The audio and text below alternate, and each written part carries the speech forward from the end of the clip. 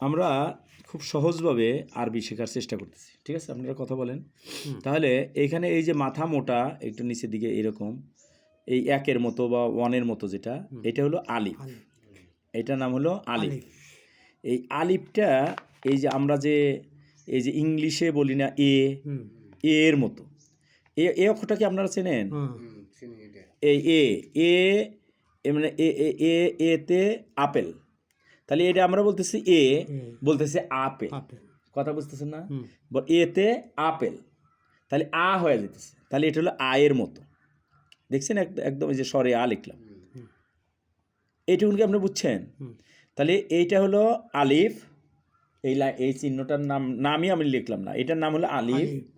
আলিফটা এর মতো, এ মানে আপেল, এ হলো আপেল, কিন্তু আমরা বলতেছি এ, তাহলে apple, apple A P P L E apple, তাহলে আপেলের আ, তাহলে যে আপেলের আ, তাহলে আলিফে আ হয়, আলিফে আ হয়। এই অক্ষরটা চিনে রাখতে পারবেন না? সরেয়া, সরেয়া, এই যে সরেয়াটা চিনে রাখবেন। সরেয়াটা যারা মানে বাংলাও সমস্যা, এই যে সরে আ, এটা তো চেনেন। সরে, আপনি একটু এদিকে আসেন, পিছন দিক থেকে নিন। আপনি এখানে টার্গেট করবেন, ভিডিও করতেছেন, এটা আমরা চ্যানেলে দিয়ে দেবো, বুঝছেন? তো অন্য লোকরা শিখতে পারবে। তাহলে এটা হলো আলিফ, আলিফটা এ আসলে আয়ের মতো, আ, আতে আবার এইটা কি হয়, এইটা হলো আতে আমরা কি জানি, স্বরে আকার না, এই যে আকার, তাহলে এইটা এই যে আকারের মতো, আ আকার, এই যে আকার। যেমন আমরা যদি এখানে পরের অক্ষরটা লিখি আরবিতে, সেটা হলো একটা কিস্তির মতো এইরকম একটা জিনিস। এটার নাম কি আপনাদের মনে আছে? ছোটবেলায় পড়ছিলেন? হ্যাঁ, বা এখনো হয় নাই, এটা কোনো অক্ষরই হয় নাই এখনো। কিন্তু যখনই আমি একটা চিহ্ন দেব, যখন আমি নোক্তা দেব, এইটা হলো বা হয়। কথা বলেন, বা, তাহলে দুইটা অক্ষর কি মনে থাকবে?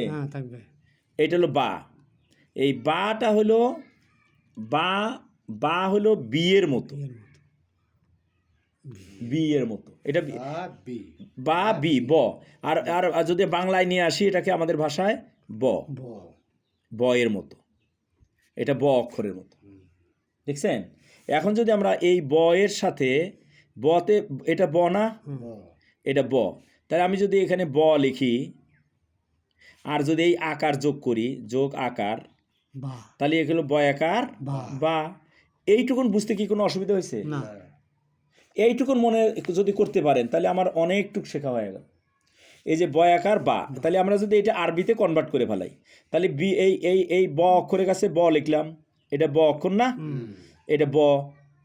আর এইটা ব মানে বা লিখলাম, ব।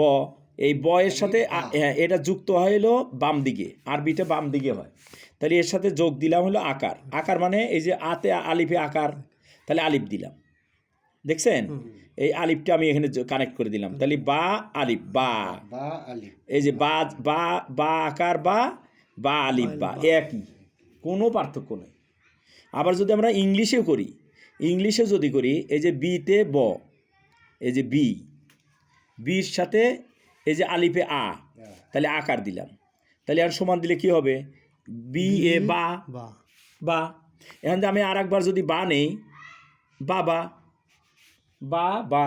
এখন যদি বাংলায় করি, এটাকে বাংলায় যদি করি, এই বয়াকার বা, দেখেন এখানে যেন দেখা যায়, হ্যাঁ, এটা খেয়াল, এর মধ্যে যেন সামনে, এর মধ্যে তাকান, আর একটু সামনে থেকে নেন, এই তাহলে আপনি এর মধ্যে ক্লাস করেন, তাহলে তাহলে বয়াকার বা, বয়াকার বা, বাবা।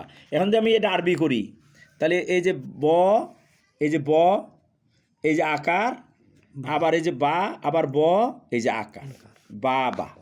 এটাও কিন্তু আরবিতে এইটাই হবে, এইটাই হবে, এই যে বা আলিফ বা আলিফ বা বা।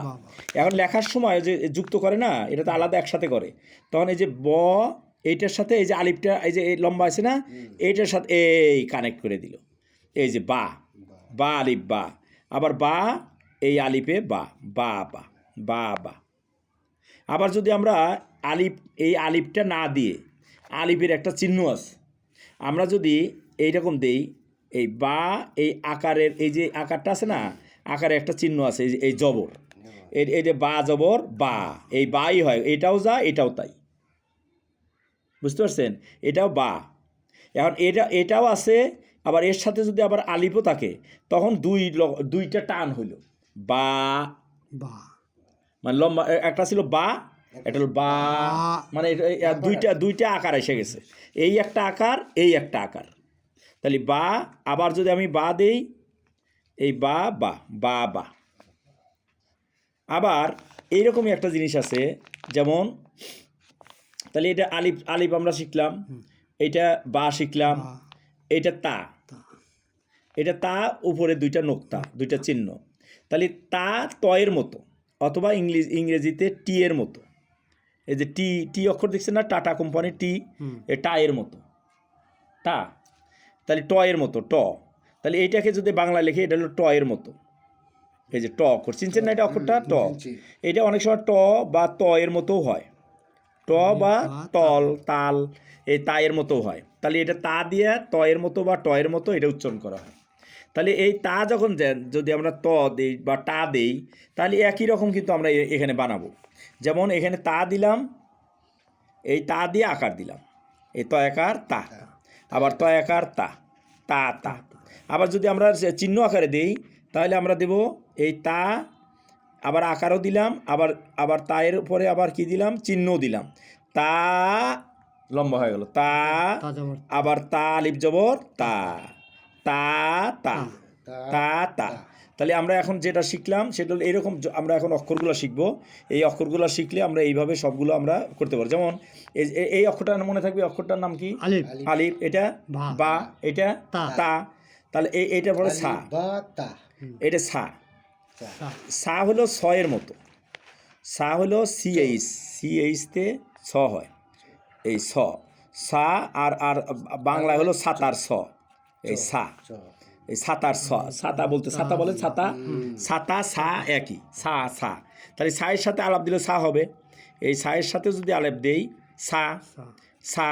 আবার যদি তায়ের সাথে আলিফ আছে না, তা, যদি তায়ের সাথে যদি আমরা এই যে দুইটা ফোঁটা তা, তাহলে সা তা। তাহলে এইটা হলো সা, আর ওইটা হলো তা, এটা হলো সাতা, সাতা। এইরকম আমরা ইংরেজির সাথে বাংলা মিক্সড করে আপনি খুব সহজেই আরবিগুলো শিখতে পারেন। একদম, যদি ইচ্ছা করেন 7 দিনে একদম পড়া সম্ভব। ঠিক আছে।